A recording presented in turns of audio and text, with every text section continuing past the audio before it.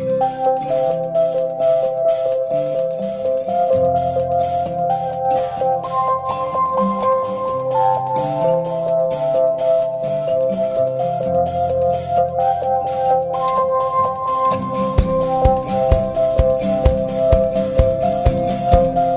Instituto TEA de Joinville, que recém chegou na cidade, é uma clínica especializada que trata crianças e adolescentes com transtorno do espectro autista. Eles têm esse foco e estão fazendo um trabalho, gente, sensacional, um trabalho maravilhoso, interdisciplinar, intradisciplinar, com várias profissionais. E aqui tem muita informação, tem muito amor, tem muito acolhimento, e a gente está aqui mais uma vez demonstrando para vocês que o Instituto TEA pensa fora da caixa. Eles têm várias outras atividades multidisciplinares que também colaboram de forma muito especial. E na data de hoje, nós trouxemos o Dr. Paulo André e também a doutora Renata, a doutora Adriana Alves, para fazer uma explicação, uma explanação sobre diversos pontos de vista, sobre diversas informações importantes que essas mãezinhas precisam buscar, precisam conhecer. Aqui no Instituto TEA é assim, é informação e acolhimento às famílias principalmente.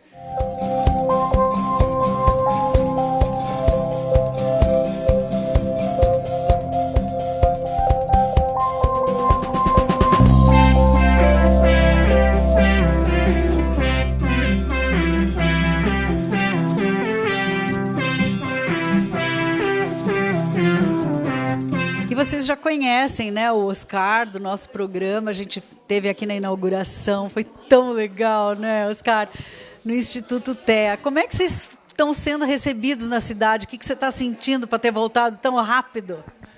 Voltei rápido mesmo, né? A gente está sendo bem recebidos. Esse primeiro mês aí já tivemos várias visitas à clínica, então a demanda está sendo alta de pessoas. O burburinho de gente falando por aí, a gente é reconhecido por onde a gente vai, mercado, quando a gente está com a camiseta, com o logo, né, o pessoal já sabe o que é. Inclusive em outras cidades que eu fiquei sabendo, Itajaí, Balneário, Itapema, então o retorno está sendo bem legal. Que bacana, né? Até porque vocês têm uma forma diferente de trabalhar. Né? Sim, a forma diferente e as especialidades diferentes, né? Então a gente tem, além da psicologia, fonoterapia ocupacional, a gente tem a psicomotricidade, psicopedagogia, e a gente está também começando a implementar, que a gente já trabalha em São Paulo com isso, e começando a implementar em Joinville, a pet terapia, que são com os animais. E a musicoterapia? Esqueci da musicoterapia, que é bem importante. Musicoterapia, muita gente acha que é só brincar com instrumentos musicais, e não é só isso, né? Então ela engloba muito mais que isso, que é a parte terapêutica. E eu vejo muito resultado nos pacientes, inclusive pacientes começando a falar após iniciar a musicoterapia.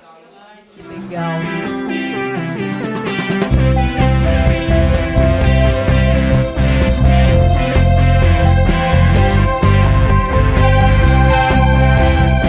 Não poderia ter sido melhor escolha trazer o Dr. Paulo André Ribeiro e também a doutora Renata para esse bate-papo aqui no Instituto TEA. Nossa, as pessoas ficaram alucinadas com vocês, elas ficaram hipnotizadas com a palestra sobre alguns pontos do TEA, né, Paulo? Foi muito legal, né? É muito gostoso, Fabíola, eu agradeço o teu convite. É muito gostoso a gente poder compartilhar um pouquinho de experiência, nossa experiência que não é tão grande com o TEA, porque é uma novidade grande até para o meio médico, é algo que vem crescendo muito e tem trazido muitos desafios para nós da área da medicina. E é muito importante a gente estar num espaço onde a gente possa trocar informação, onde a gente possa crescer como profissional e dar informação adequada para essas mães, para esses pais que vivem essa jornada do transtorno do espectro autista, que às vezes é tão difícil, é tão pesada. Então, a gente está aqui num espaço que tende a pensar de forma multidisciplinar e intradisciplinar no tratamento com terapias especiais desses pacientes. Quiçá que novos espaços sejam criados dentro da cidade de Joinville para que a gente possa atender a toda essa demanda crescente. E o Dr. Paulo André abordou a hereditariedade e a genética. Me fala, você estudou para isso, né? Estudou o tema para trazer isso de forma verdadeira, né? Para as nossas mãezinhas. A gente tentou trazer um pouco da pouca informação que existe, né? Não existe consenso sobre hereditariedade, o espectro é multifatorial e as avaliações genéticas também ainda estão numa fase muito embrionária no nosso meio. É difícil, é custoso, mas em algumas situações vale a pena perseguir o diagnóstico genético no transtorno do espectro autista, quando existem dismorfismos, quando existem alterações morfológicas nessas crianças. Não é gene. É gene também. Existem muitos genes que podem estar relacionados como um dos fatores do espectro autista. É multifatorial, existem dados genéticos que levam à doença, mas existem também muitos fatores epigenéticos do ambiente, da alimentação, da dinâmica familiar, do nível de estresse. Tem muita coisa que vai construir esse diagnóstico, que é um diagnóstico tão amplo, né? Muito bacana. Obrigada por você ter aceito o nosso convite, foi muito legal. E o Instituto TEA está com portas abertas para quem precisar e se quiserem também estudar um pouco mais. Você viu que esse pessoal, eles são bem abertos, eles pensam fora da caixa, né, Paulo? É interessante, muito interessante a iniciativa do Instituto, é muito interessante a iniciativa das mães se associando, se conhecendo, trocando informação e buscando o melhor para os filhos que estão dentro dessa situação atípica e que merecem todo o nosso cuidado, todo o nosso carinho.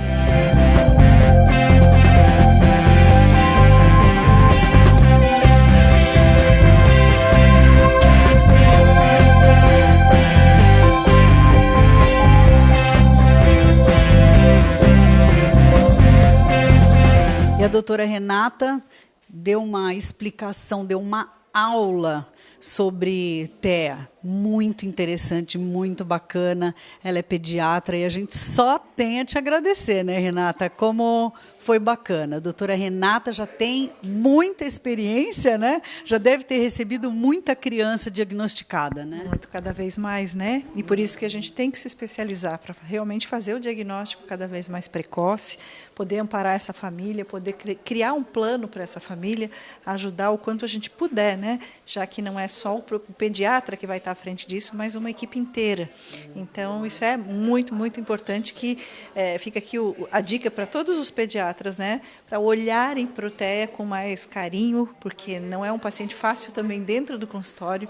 Muitas vezes o pediatra ele fica até estressado quando ele vai atender uma criança com TEA, mas a partir do momento em que ele se dedica, que ele tem conhecimento, que ele estuda, ele vai ver que tem muito amor ali por trás desse atendimento, né, que a gente pode fazer muito melhor sempre. E a incidência é muito, muito alta? Sim, cada vez mais. Provavelmente pelo fato da gente estar fazendo mais diagnóstico, por estar sabendo um pouco mais sobre essa condição do TEA, né? Mas é frequente, né? A prevalência é de 1 para 58. Então, é tão alto que você não tem como não se dedicar a umas horas de estudo dessa condição, né? E uma das curiosidades é que a maior incidência são nos meninos. Os meninos, mais ou menos, a literatura varia um pouco, né? Mas aproximadamente para cada 4 meninos nós temos uma menina com TEA. Então, e qual é o foco que você poderia dar como dica para essa mãezinha? O foco realmente é no diagnóstico precoce, em função de que você tendo um tratamento precoce, você tem melhor prognóstico a longo prazo, né? Então, se a gente pensar que uma característica importante do TEA é a dificuldade de comunicação, quanto mais eu trabalhar comunicação, mais essa criança vai estar integrada nas terapias que ela precisa acompanhar. Então, isso ela tem que ficar de olho no seu filho, ela tem que olhar para o seu filho com muito critério, né? Então, eu falei ali durante a aula que realmente assim, ó, perda de habilidade, a gente tem que estar muito atento a isso, né? Então aquela criança que já ria e não ri mais, que vocalizava, que conversava e não conversa mais, né? Uma criança que não tem muito interesse por pessoas, tem mais interesse por objetos do que por pessoas. Isso chama muita atenção para o diagnóstico precoce e a gente tem que estar realmente muito atento. Obrigada, querida. Ai, gente, olha, as mãezinhas aqui saíram apaixonadas pela doutora Renata e você viu que foi criado ali um laço, um vínculo importante, né? Sem dúvida nenhuma, é muito bom estar aqui e sem dúvida nenhuma eu vou sair daqui sabendo mais do que eu já sabia e querendo estudar mais do que eu sempre quis, né, nesse tema, né? Muito legal. E o Instituto TEA você já conhecia? Sim, eu não tinha vindo aqui ainda, né? Mas eu fiquei realmente impressionada com a estrutura que eles têm. É gostoso estar aqui dentro, é acolhedor estar aqui dentro. Realmente estou impressionada com a estrutura. Muito legal. Obrigada, lindona. Um beijo, tudo de bom. É isso, gente. Nós estamos aqui num evento muito bacana, dedicado às mãezinhas, juntamente com a doutora Renata, com o doutor Paulo André e também a doutora Adriana Alves, que é advogada e que também deu muitos toques, né? Deu muitos esclarecimentos para elas.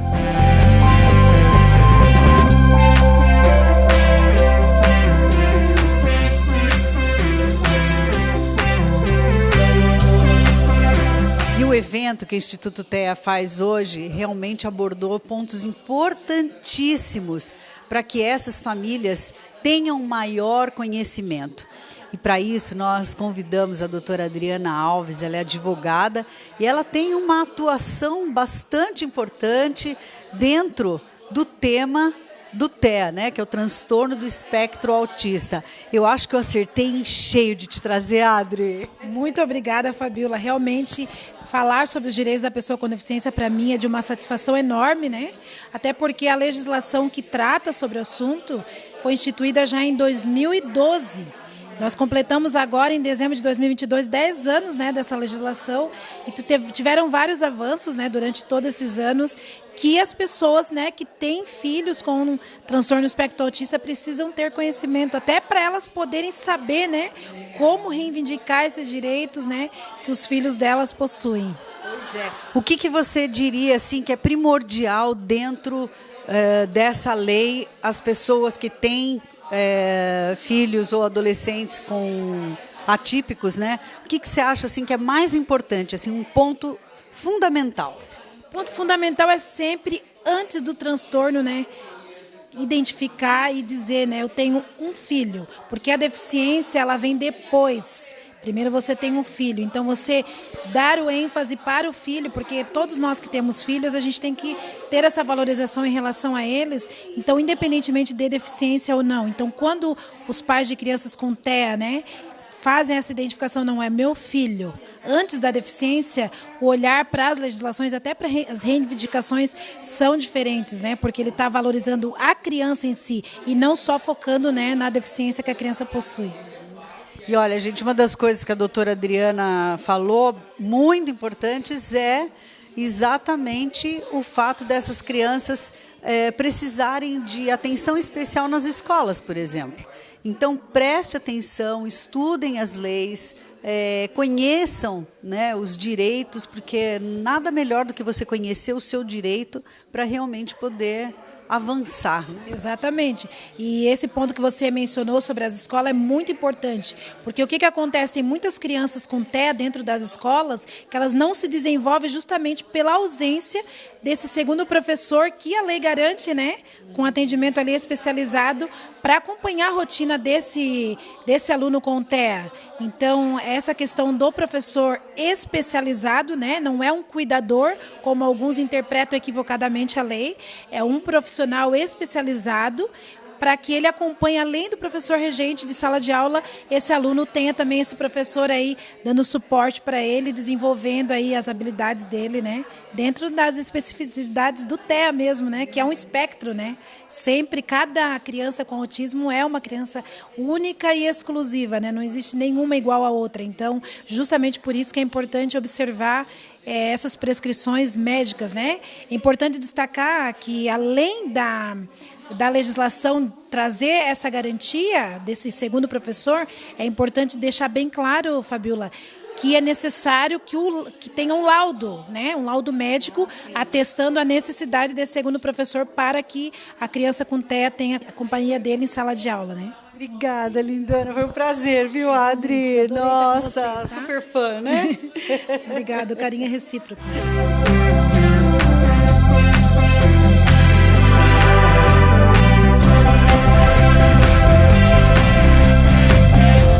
Médicos e advogada deram um show, né?